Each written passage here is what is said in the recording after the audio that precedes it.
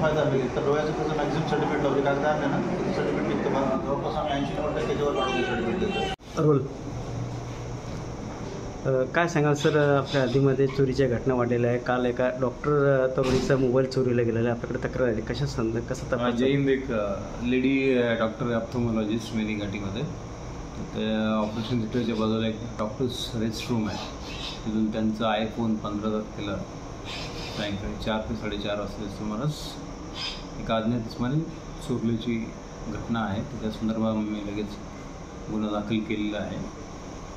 Phone शोधण्यासाठी, त्याचबरोबर जो चोर आहे त्याला शोधण्यासाठी तांत्रिक पद्धतीने आम्ही तपास करत आहोत आणि लवकरच त्या चोराला आणि मोबाईलचा शोध लावू अशी आम्हाला खात्री आहे. सर, त्या ठिकाणी वारंवार अशा घटना घडत आहेत, आपण त्यांना काय गायडन्स करणार? ही पहिलीच घटना आहे. वारंवार घटना वगैरे अशी काही घडत नाही. ही पहिलीच घटना आहे.